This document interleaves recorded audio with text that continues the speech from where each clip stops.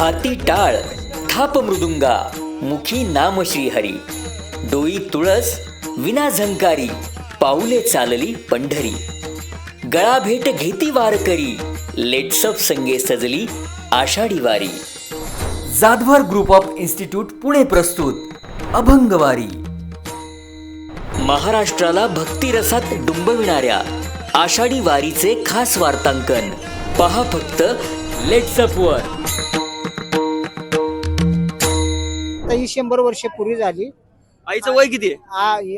आईचं वय 100च्या 101 वर्ष झालंय. 101 वर्ष वय झालंय. हा, माझंच 75 आहे. मग आम्ही जी पंढरपूरला जायचं म्हणलं, आता काय लोक कशी घालते ती पार्ट्या ही घालते ती, तर म्हणलं असं आपलं पंढरपूरला जावं आणि आपलं समाज प्रबोधन बी होईल.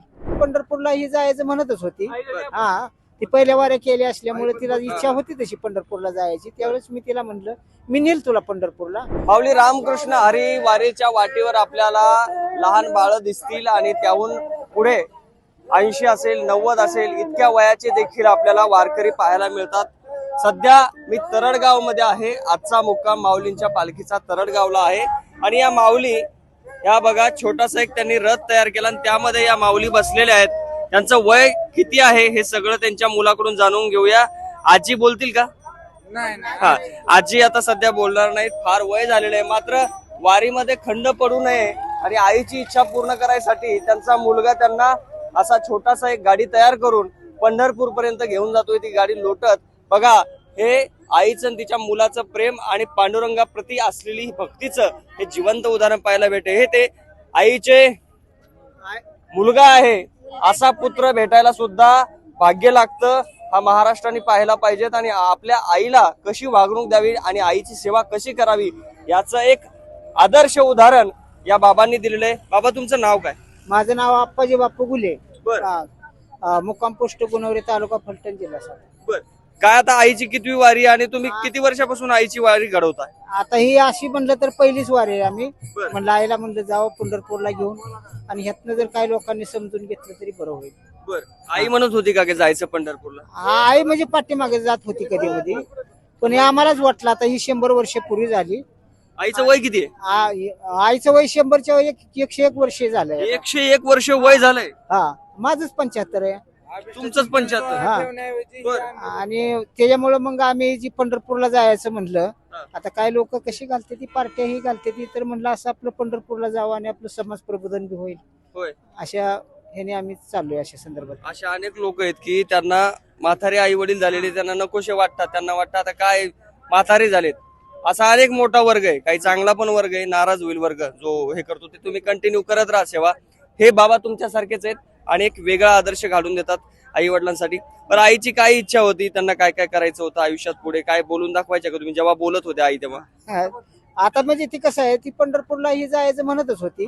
हा, ती पहिल्या वाऱ्या केल्या असल्यामुळे तिला इच्छा होती तशी पंढरपूरला जायची. त्यावेळेस मी तिला म्हणलं, मी नेल तुला पंढरपूरला एक वेळ नेल. माझी म्हणजे असे माझी होती पहिल्यापासून मनात इच्छा होती. त्यामुळे तिला ही रथ केला आणि पंढरपूरला घेऊन चाललो. बरं, तुम्ही राहता कुठे, मुक्काम कुठे असतो? आम्ही आता आज आमचा काळज मध्ये मुक्काम आहे. बर. हा, आणि उद्या फलटण मध्ये, म्हणजे आमचं तिथं घरच आहे फलटण मध्ये, त्याच्यामुळे तिथंच आम्ही पुढं असं तुम्ही गाडा लोटत लोटत जा. हा, लोटत लोटत. बरं, आजी काय बोलते का ते बघतो मी. आजी रामकृष्ण अरे काय पोरगा घेऊन चाललाय तुमचा तुम्हाला पंढरीला? काय इच्छा होती का तुमची? काय इच्छा नाही, माझ्यापाशी काय पैसा आहे का? बसून मी बसून पोरगा नेतोय तुम्हाला, वर्गा नेतोय घ्याच. आनंद वाटतोय. होय. पांडुरंगाला काय मागायचंय? काय आता नातवंड ही मागायची. बर, नातवंड त्यांच्यासाठी. बघा, आजीचं वय झालेलं आहे, आपण त्यांची मानसिकता समजू शकतो. बाबा आहेत हे आजीचा मुलगा, यांचं जितकं कौतुक करावं तितकं कमी. बघा, कोण आहे तुमचे सोबत आलेले? हा, येऊ द्या, या पुढे. बघा, ही त्यांची पत्नी, या सुनबाई.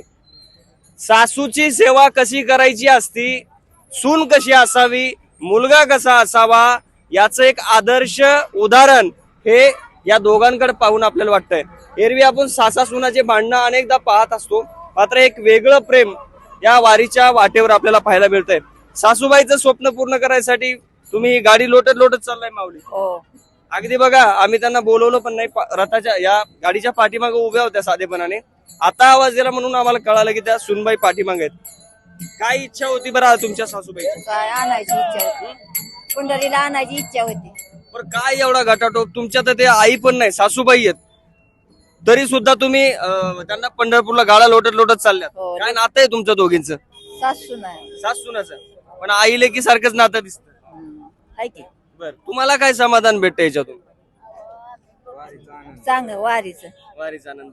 बघा, त्यांना त्यांचे भाव शब्दात जरी व्यक्त करता येत नसतील ना, पण या कृतीतून त्यांचे भाव आपल्याला कळतात की आईसारखंच प्रेम सासूवर करतात. आणि हा वारकरी संप्रदाय आहे, हा भेदभाव करत नाही. सासू असेल किंवा आई असेल, पांडुरंगाच्या दर्शनाला जायचं तर सासूबाईंना या छोट्याशा गाडी तयार केली. हा मुलगा आणि सुनबाई हे आईला आणि ते त्यांच्या सासूला पंढरीला घेऊन चाललेले आहेत पांडुरंगाच्या दर्शनासाठी. हे आदर्श उदाहरण आहे. आणि महाराष्ट्रातील तमाम जी काही जनता हा व्हिडिओ पाहिल त्यांनी यातून बोध घ्यावा आणि हा आदर्श घ्यावा. वारीच्या वाटेवरील इतर घडामोडी आणि अशाच लोकांची स्टोरी तुम्हाला दाखवण्याचा लेट्सअपच्या अभंग वारी मार्फत माझा प्रयत्न असेल. तुर्तास या ठिकाणी थांबतो. रामकृष्ण हरी. सोशल मीडियाच्या भाऊ गर्दीत विश्वासार्हतेने चकाकणारे नाव म्हणजे लेट्सअप मराठी. सगळ्यांना, सगळ्या नागरिकांना ती स्पीच, ती लेट्सअप वरील मुलाखती म्हणजे विचारांचा खजिना. त्यानंतरच्या निवडणुकीमध्ये मला सोडून गेले. बातम्या केवळ वस्तुस्थिती सांगणाऱ्या, न प्रोपगंडा, फक्त जनतेचा अजेंडा. क्योंकि आने वाला कल जाने वाला है, जाने वाला कल आने वाला है. राजकारण, मनोरंजन असो की क्रीडा क्षेत्र, महाराष्ट्राची स्पंदने संवेदनशीलतेने टिपणारे माध्यम म्हणजे लेट्सअप मराठी. जगासोबत एक पाऊल पुढे राहण्यासाठी लेट्सअपचे ॲप, सोशल मीडिया आणि वेबसाईट सोबत कनेक्टेड रहा.